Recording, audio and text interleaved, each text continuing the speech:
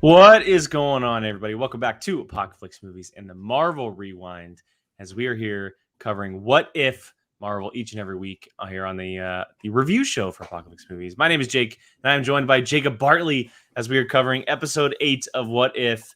What If Ultron won? Very simple, very straight to the point, but incredibly important. It's funny, as we were watching the intro, Jacob, I'm like, man, this whole season, we're seeing these characters and we're seeing them go away, like these what if stories. But then all of a sudden, now they're all coming back into the fold because of what's happening in this series. We're going to be seeing a lot of these characters again in the finale this week, which is very, very exciting. Before we get to that, how you doing, man? It's Monday. A little late on Rewind here. But hey, we're here. We're reviewing. We're hanging out, talking about it. How you doing? I'm pretty good, man. I watched this, like I usually watch them on Wednesday right after work. So it's not as fresh in my mind as the other ones, but this was a huge episode. So I'm excited to talk about it. Yeah, there's a lot to talk about with this episode. And I say we just get right into it because it's so jam-packed with stuff, and it's leading into what's happening in the finale, and even maybe stuff that happens in the future. But so basically, what the premise of the episode is when in Age of Ultron, the film, not the What If episode, when Ultron creates Vision's body. As the Watcher says in the episode, what if the Avengers didn't steal Vision's body is what's happening. And Ultron got a hold of the body, became this sentient being, and essentially took over the universe because he found out what the Infinity Stones were. His Ultron apocalypse happened.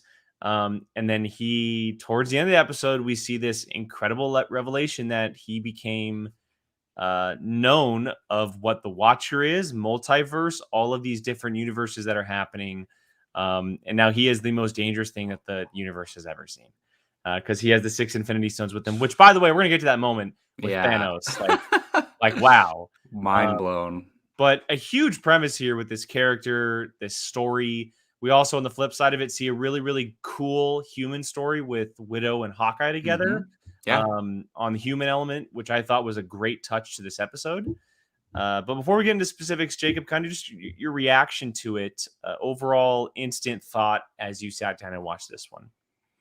Man, this one, it kind of blew me away because I kind of think the Age of Ultron movie I think it's mixed among fans for the most part. I personally love it, to be honest. Every time I watch it, I like it more because I think there's things in there that I know it's maybe like the most Joss Whedon joke heavy, but there's things around that stuff that make that movie very special. And I always liked James Spader as Ultron in that movie. And I always thought like he wasn't as menacing or as powerful as he could have been. And I think we kind of saw that here in this episode. And not that I wanted him to become this powerful in the movie because they wouldn't have been able to stop him, but it just showed me the potential for that character and what he's capable of. And I think people forget that Vision's body was originally supposed to be Ultron's. Ultron devised his whole plan to have that body made, and he was uploading it. It was partially uploaded. So part of Ultron is in Vision, and then we all know what happens. The Avengers get the body, Vision's made. So it reminded me what Ultron could have been, and also how powerful Vision really is. And I don't think we really even got to see how powerful Vision is either. No, we saw moments of his power in the MCU, but this episode like really puts a highlight on what you're right, what kind of power the character has if someone like Ultron were to get a hold of it. Yeah. And the moment that obviously stands out, I'm sure we can talk about it right now, but the Thanos moment. Yeah. He just literally split Thanos in two. And again, I know a lot of people are saying like, well, why didn't he do that in Infinity War? You have to think of the characters. That's not what Vision does. That's what Ultron would do. That's a great point. And that's not even a point that I thought of, but that's a great point. Is Vision the type of person that would kill someone right away? What is Vision? One of the first things Vision says when he comes out, I am on the side of life. Yes. Because he says he says, I don't want to kill Ultron. He's hurting or whatever. And he says, I'm on the side of life. Yep. he didn't even want to kill Ultron. I don't even think he really did kill Ultron. I always assumed he like stuffed him deep in cyberspace and locked him up. I do think there's probably a chance we'll see him in live action again at some point. I mean, maybe this version, but I don't know what they would ever possibly do to stop this version. But we'll see. But yeah, I just think it's crazy. And this one, I think this one gives us the most to talk about as far as like the MCU overall, because it made us think about certain things. But like we said in Infinity War, Vision wouldn't do that. But also, Vision gets stabbed like behind his back by an alien like a weapon, right? That's able to penetrate his skin. He gets destroyed. Now he's like he's like falling apart, right? Glitching, yeah. And by the time he meets Thanos, he's what, at less than 50%? Yeah. So he would have never had a chance to do this to Thanos. I agree. Yeah. I don't know. I don't really know where we want to start. I guess we can start with the rise of power for Ultron. Yeah. It was a very quick rise, just kind of glazing through a bunch of things because they wanted to get the heart of the story. As Rachel says in the comments, yes, Tony Stark is the true villain of What If. I mean, if you think about it, I guess killed him in every episode. That's true, but he also created Ultron. So. Yeah, no, 100%. I mean, seeing the Avengers die, or seeing at least Tony die the way that he died, and seeing Ultron kind of play out that way, it was a very interesting rise to power for the character and how they told it, going through specific events inside the MCU that we've recognized from the past. But then when we get to like the large portion of all of it, and we can talk about Natasha and Clint here in a little bit, because the episode actually does start with them, which I thought was a great way of starting all of this. But let's talk about I almost called it Vision. Ultron becoming aware of the Watcher, which is a huge part of this. It is arguably to this point the most important thing that has happened in the series, because Ultron, a villain, now knows what the multiverse is. We've gotten a look at the inside of the multiverse, but also Watcher broke his vow of never getting involved. He now has to be involved, which is going to be leading into the finale. Another big aspect of all of this. But what an incredible moment between, I mean, we've talked about it with Star Wars, like emotional tugs and importance to what we've seen in animation. But like, what a great moment in MCU when that moment turns where Ultron becomes aware of the multiverse and the Watcher.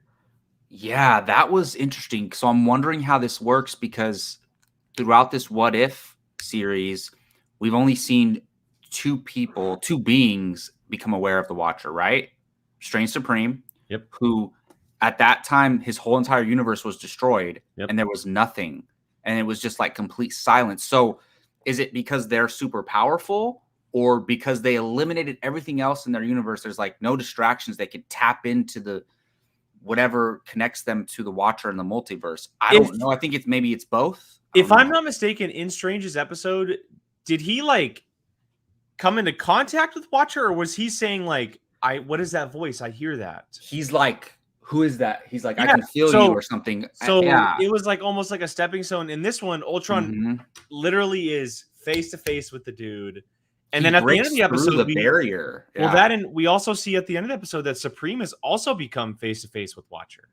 Because there was that, obviously, the tease to the Guardians of the Multiverse and everything. But it is interesting. You're right. In the two moments we've seen it, both universes have been destroyed. Yeah, exactly. It's essentially just a black room, an empty hole, and maybe it's like you said, it's become so quiet of no life that they're able to hear this distant thing called the Watcher talking and kind of overlooking everything. And also, they're also both the most powerful beings we've ever seen in the MCU, I would say. Yeah. But Supreme, Strange Supreme and this version of, what do they call this version of Ultron? I don't even know. But yeah, that's so good point. It could be that they're just so damn powerful, they're able to tap into that. And that's interesting, because I like the way they set this up, because obviously the Strange Supreme we look at him as a villain, right? And everything that happens, and we're like, oh, are the heroes going to face him? But no, it's somebody even more powerful than him, potentially, who has the Infinity Stones. It's like, and that sets up a pretty epic showdown, because I think the other members of the Guardians of the Multiverse or whatever are going to handle the Ultron bots, while I don't know who else other than Strange Supreme and the Watcher could take on Ultron. Well, yeah, you're right. I don't in the what if characters that we've been introduced to. Yeah, it wouldn't make maybe Thor, Party Thor. I mean, he could bang him around a little bit. Yeah, Captain Marvel too, because they basically told us that Captain Marvel can defeat Thor. I was going to say that it almost seems like Captain Marvel so far in the series has been the most repetitive character. It would make sense to see her again, but Vision, Ultron already killed a version of Captain Marvel. That's what I'm saying. Like, which universe? Maybe she comes from a different universe. I don't know. Maybe we see a new character that we haven't seen before. Outside of, I know that we're going to be getting Gamora in the armor. Maybe someone else other than Gamora shows up. It seems like we're going to be getting T'Challa, Star-Lord, Captain Carter, Gamora, Black Widow from this universe, Strange Supreme, and honestly, like, I don't know. I don't know who else off the top. I think we're gonna get Party Thor. I think we're gonna get a Captain Marvel because wherever this happened, where he killed that Captain Marvel, that was just his universe, right? Do we get killed? Do you think we get Killmonger? Oh, we must, right? Remember we Killmonger as Black Panther? Remember we talked about how in the trailers there's a Black Panther somewhere in the background. Yeah. And we don't know who it was. And we talked about maybe it could be Killmonger, maybe it's Shuri, but I do think it's the Killmonger, the one we saw with the him and Tony episode. I think we'll get him. And I think we'll get, because when is it? What episode at the end does Captain Marvel show up? And she like rolls up her sleeves and she's like ready to fight. It's the one where all the Avengers die with Nick Fury. Yes. So, and I think are we gonna see the Spider-Man too? The one with the cloak. Oh, and Headless Ant-Man.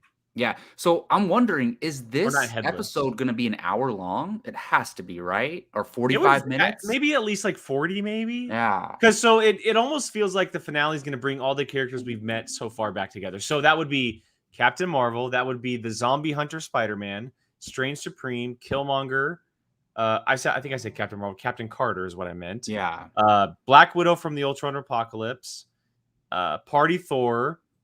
T'Challa, Star-Lord, and then Gamora. So there would be close to 10 of them coming back and fighting up against Ultron and his bots. I could see a situation where they're kind of like Infinity War, right? Where there's 2 battles going on, or maybe even 3, and we're switching back and forth between those battles. So maybe Rachel brought up a great point. Remember, we saw this moment where Nick Fury was thawing Steve Rogers' shield, and that's when Captain Marvel shows up. So. Yeah. Could we be seeing an actual Captain America as well?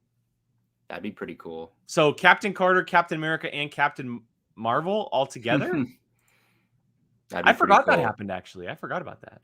Yeah. You know what's weird? This has been a long journey, like throughout this season. Like, I bet you there's stuff we're not even thinking about that we forgot about that's going to come back around in this finale. 100%. Yeah. And you know who we didn't talk about is it Arnim Zola? Arnim Zola. Yeah.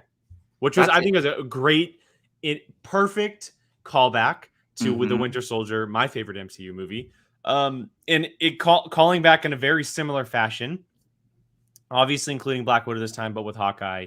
What a very powerful, sad moment when Clint died, and the way that it happened. Beautiful, beautiful animation of how it happened too with the Ultron bots. But Arnim Zola is in an Ultron bot body, which is interesting. So how that comes back around is going to be very cool. But yeah, I thought it was a really cool, interesting way to do that. On the, in the Winter Soldier, they destroyed him.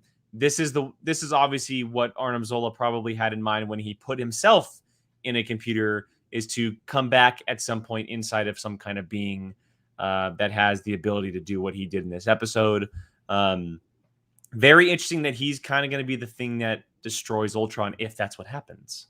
So yeah, he has to play a role. They did this on purpose. That version of Hawkeye sacrificed himself. A one-armed Hawkeye, which I thought was badass. No, that was so cool. And how they can put it back on. And that's another thing is like, this episode was about Ultron and how powerful he becomes, but it was also about Hawkeye and Black Widow. And it's funny that we talk about them all the time. They're the non-superpowered heroes, right? And they're the only two in the group, and they survive. They survived. All the superpower and they're going to be the reason why we get the universe back. And all the superpower beings died. Ultron killed them all. Not even just the Earth ones. He killed all the Asgardians, everybody. Yep. But a human, Black Widow, is the one who survives. And I love what was it Widow? Didn't Widow call Ultron over the phone in the episode? Yeah, right? And she ordered a pizza. That's right. She ordered a pizza and was like playing games to get the bots to come to them, which I think is just brilliant because it so plays to the characters. But you're right. I will say that I don't think this episode would have worked without that story. I thought the story was very important. I as much as I do love seeing all the superhero and galaxy-wide stuff happening, I really do love when the MCU kind of goes small on the ground and stuff like this when this happens, even in animation. I love, like I said, I love the opening scene of this episode where it was on Clint and Natasha as they're fighting the bots and doing their thing and kind of going about a plan. Some great action too with the arrows and the motorcycle and all that stuff. Great action. So good. Yeah. Being able to use these characters' skill set is very, very cool. I'm interested in seeing how it all works. She's obviously going to be involved. How she gets brought into it, I'm not sure. I'm very cool to see, or very excited to see, whether it be the Watcher or Supreme, kind of like go around these different universes and be like, we need your help. Like, I need you to come with me right now. And we have this really rambunctious, weird group who gets together, who have never seen each other before, get introduced to what the multiverse is, and they have to go fight something like Ultron and his army, which is very cool. So, yeah, and obviously it's going to start with the Watcher and Strange Supreme because when Strange Supreme episode ended and he's stuck in that little glass ball or whatever he's in, I'm like, that would suck just to spend eternity in there. Yeah. And what did we talk about? I mean, we have speculation for Spider-Man No Way Home and all that stuff. We're like, okay, if this Doctor Strange gets out as a part of this season finale and then the MCU possibly, how? And this is how. Well, here's what's funny about that, Jacob. So today, and I know you don't really get introduced to stuff online until we say it to you. Yeah. But there was a rumor going around today that Ultron bots will be in Doctor Strange 2. Wow. That makes sense. So there you go. Because it's a multiverse of madness, right? So in one of these worlds, Ultron wasn't destroyed, obviously. We'll talk about this on Now at some point, but you think we're gonna get a what if character in that movie, right? It's got to happen. 100%. I honestly think at this point now, knowing everything, it's got to happen. We've talked about one of the characters popping up somewhere, right? Is a strong possibility, but this show is literally about the multiverse.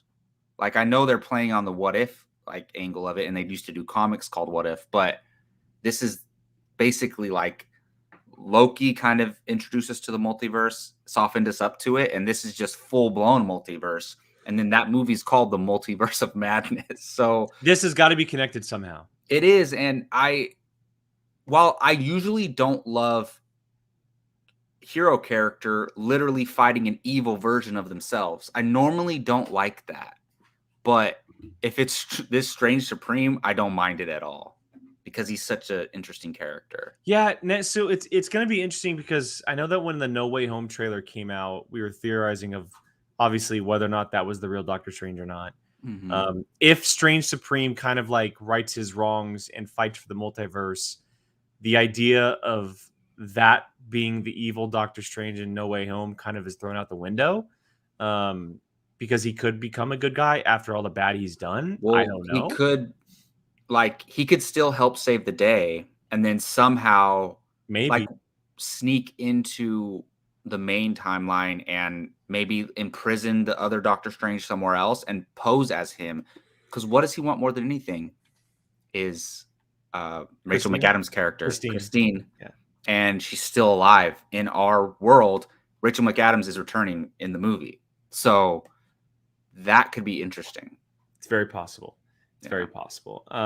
Any final thoughts before we wrap up here? I know we pretty much covered everything. But anything we missed that you may want to talk about? Not specifically in the episode. It was one of my favorites. I don't want to say it's my favorite, but it's probably top 3 for me this episode. And look, I know we talked about Vision and stuff, but it's like, can you imagine if Vision was fully like healthy during Infinity War and Endgame, like what he could have done? It would have never, Thanos would have never happened. Yeah. So, and it's just funny to me. It's like, all right, make Vision powerful when we need him to be, but take away his power when we don't need him to be powerful. So it was pretty terrifying seeing him. I will say I love the moment where he essentially became Ultron Prime and got like the suit and the stones and all that. It was a really cool moment, even though he's a super, super bad guy.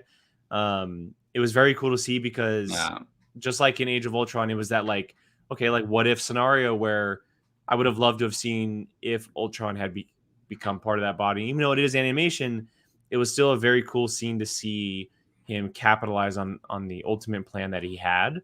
And I'm honestly, like, I going into the series, I didn't really know what to expect as far as like an end game, pun intended. Like whether or not it would have had this giant storyline or if they were just fun one-offs like the comics really were. But I do really love that for 7 episodes, they were just like, yeah, we're doing some fun stories. And then the last 2, they're like, nope, it's all connected.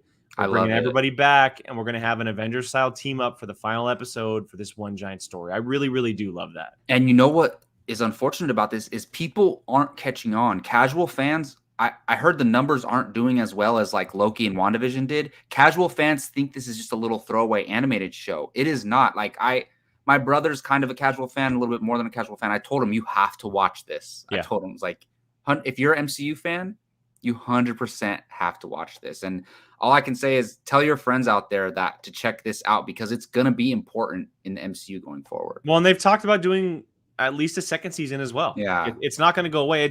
It's funny. I was thinking about this as we were talking about it. I don't know if this would ever work because they'd have to wait a long time, obviously. But it seems like they're almost telling the Infinity War saga in season 1 of What If in a What If style. What if they did the next saga in season 2 in the What If style, something like that? We'd have a giant break in between seasons, but we're seeing the Infinity War saga right now in What If season 1. Whatever saga happens next, whether it's like, Kang the Conqueror or the multiverse stuff, maybe that's what season 2 is going to be. I don't know. I never thought about that, but that's a great point. And you know what we're forgetting is, and I just remembered this, that White Vision is still out there. Yep. Because I was thinking, oh, we're never going to see Vision again. He's dead. But White Vision is still out there. White Vision is still out there. That could be interesting. Yeah. What if we see Ultron 2 come back and try to attempt to get White Vision's body? I mean, who knows? That's a possibility. Very possible. All right, everyone. That's going to wrap up Marvel Rewind today as we finish up our conversation here on episode 8, What If Ultron 1. We will be back here on either Wednesday or Thursday this week to be recapping the finale. It's going to be a big, big episode, wrapping up What If this week. And some of our schedules freed up this week, so we're going to be able to do it early this week and capitalize and review and talk about it. And we're hoping for a really, really good episode. But for now, if you guys like this video, make sure you guys are hitting that like button. Always helps us out here on the channel. If you want to see more just like it, hit that subscribe button if you're not already. We're doing all kinds of fun things here. On top of Rewind, we got the Mandalorian Club, we got the casting table, and our main show every single week called Apocalypse Now, where we are covering everything in the movieverse. So check that out. So for Jacob and myself, we appreciate all of you watching, whether it's live or back on the replay. Hope you guys have a great rest of your week. We'll catch you guys back on the finale. Bye, guys.